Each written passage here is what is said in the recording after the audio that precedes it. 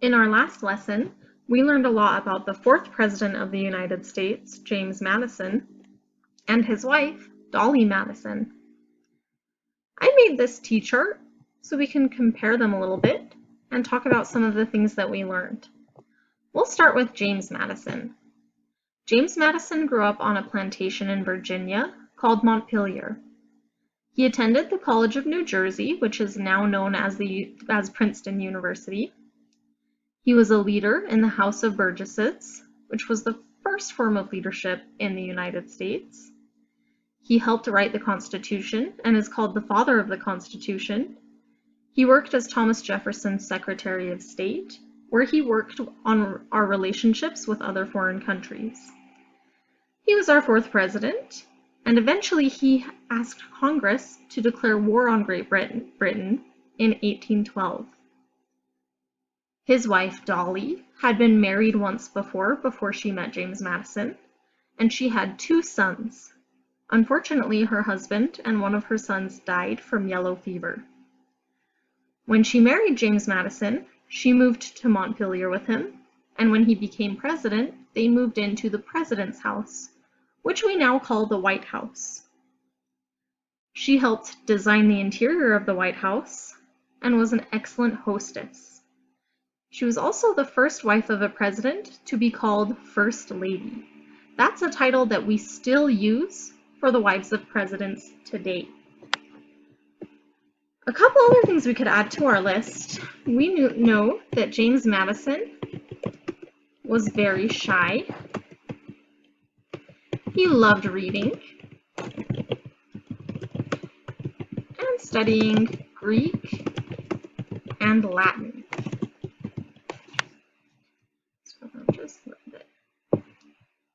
Dolly Madison, where James was very shy, Dolly was very outgoing and friendly, which is part of what made her such a good hostess at the White House. In our lesson today, we'll start learning about the beginning of the war. Pay attention as we're reading to see how waterways helped the U.S. in the war. Before we read our story, we're going to go over some vocabulary words that we will see. Surrender. Surrender means to give up or stop fighting and allow the other side to win. The soldiers had to surrender when they knew they couldn't win the fight. Launch.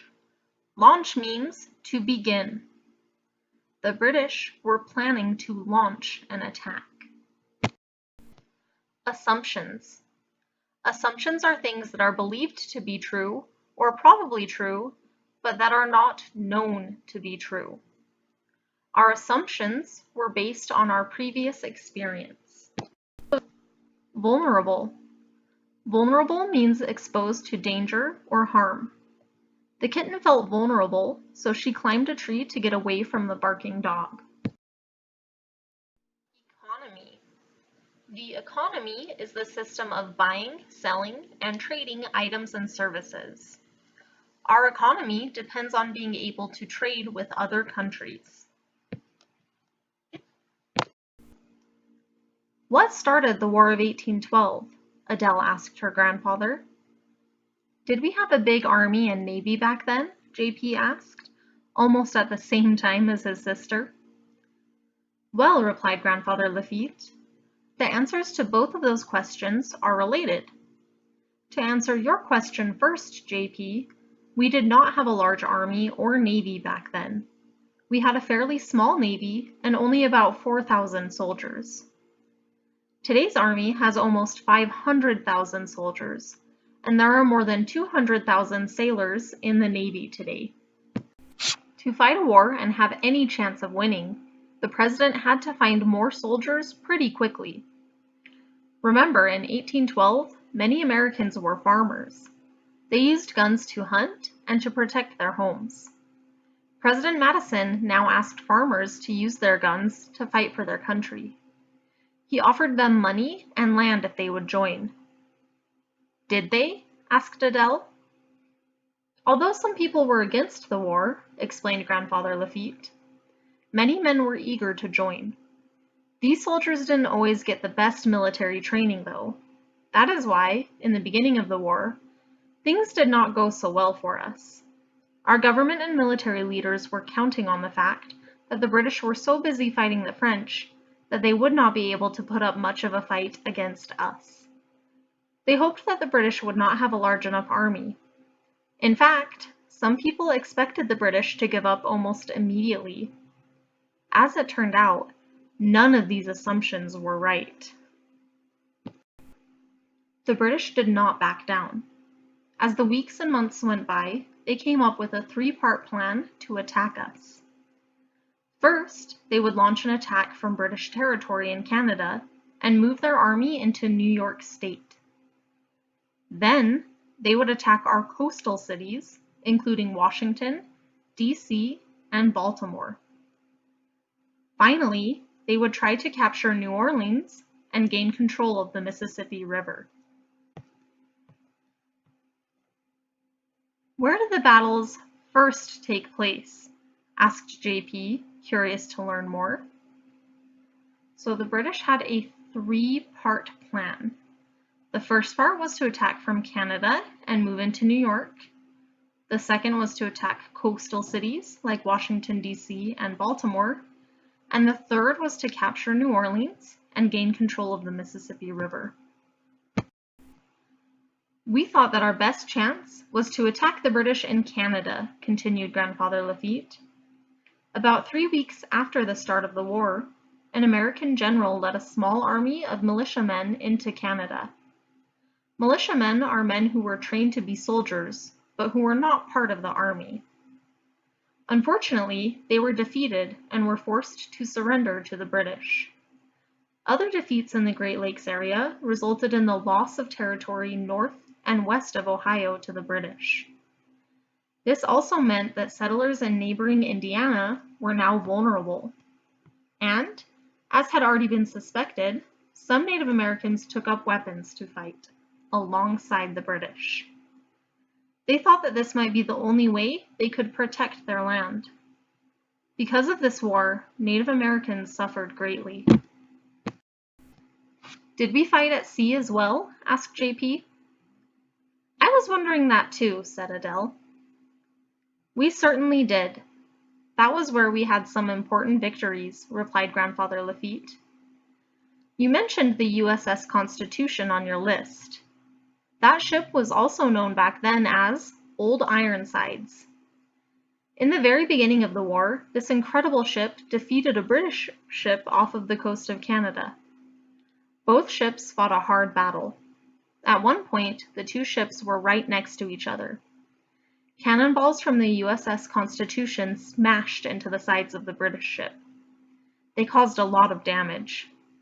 And even though the British ship fired back, they did much less damage to our ship. It's said that some of their cannonballs even bounced off the side of the Constitution because its walls were so thick. Is that how it got its nickname? Asked Adele. Yes, thanks to Old Ironsides, the British were forced to surrender.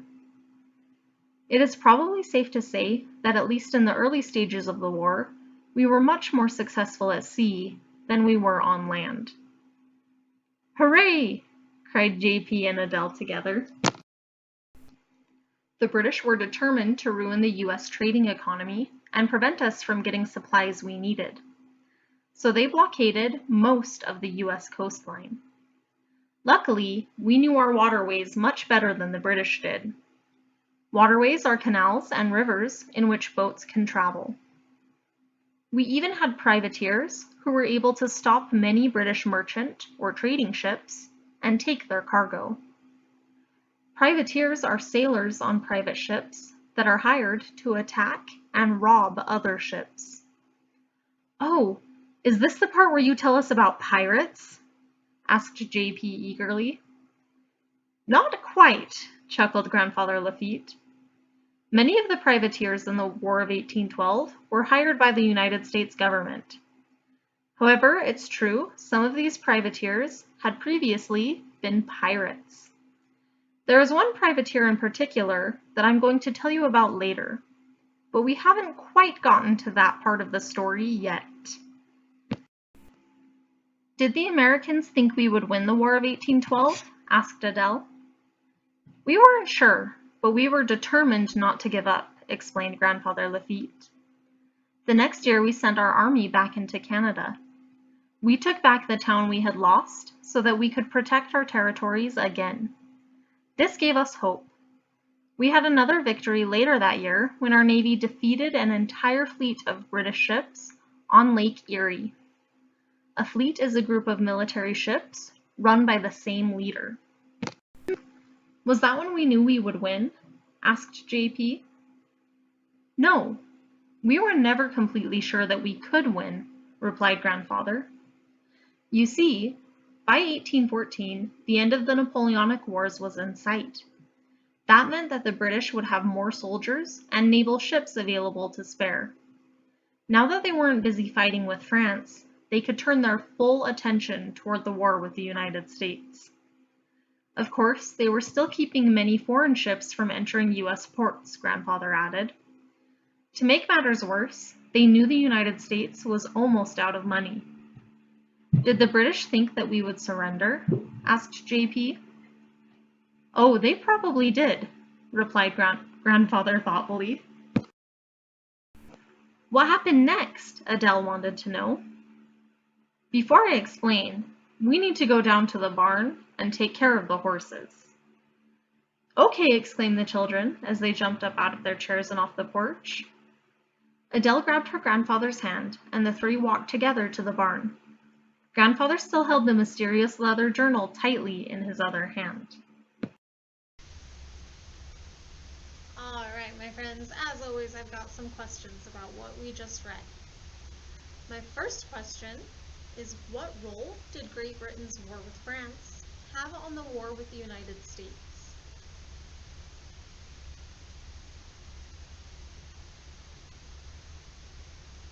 Remember, many people thought that because Great Britain was busy fighting with France, they would be distracted from their fight with the United States, and so the United States would have an easy victory. But this wasn't really the case. What about the Napoleonic Wars? What effect did the Napoleonic Wars have on the War of 1812?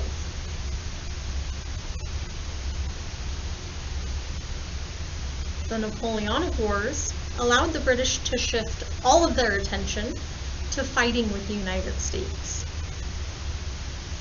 We talked about a three-part plan of attack that the British had. What were those three parts?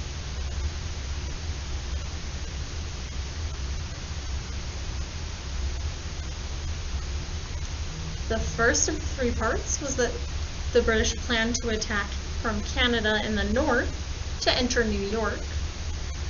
The second part was that they planned to attack East Coast cities, such as Washington, D.C. and Baltimore. And the third part of their plan was to capture New Orleans in order to gain control of the Mississippi River. Why did the British want to prevent the United States from getting supplies?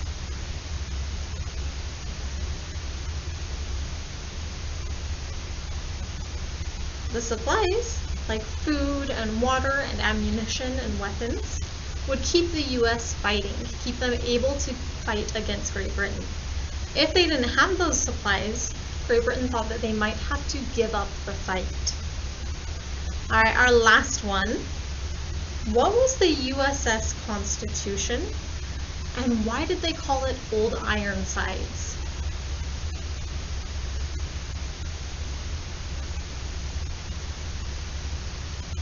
The USS Constitution is different from the document, the Constitution. It was a naval ship that had strong ironsides that British cannons bounced off of, and that's why they called it Old Ironsides. Alright, my friends, we have got one more thing to do today. The last thing we're going to do today is about those persuasive speeches that we wrote. In our last lesson, we wrote a persuasive speech trying to convince our president, Mr. James Madison, why we should or should not go to war. Today, I want you to imagine that you are standing in the White House in front of James Madison. You are going to read him your speech or your letter and see if he'll be convinced. I want you, if you can, to either do an audio recording. Sorry, I got a little tongue-tied there. If you can, I want you to either record audio of you giving your speech or a video. Have your parents or grandmothers or cousins or brothers or sisters or neighbors, whoever is there helping you today, film you giving your speech and send it in to me. I'm going to be James Madison, and we'll see if your speeches will convince me to go to war or if they'll convince me to stay out of it. If you can, remember, that's only if you can. If you do not have access to the technology or you can't get a recording in, that's totally fine. But if you can, I would love for you to send in a recording of your speech today. If you can't send me a recording, go ahead and give your speech to whoever is helping you today. And that is our last thing for today, my friends.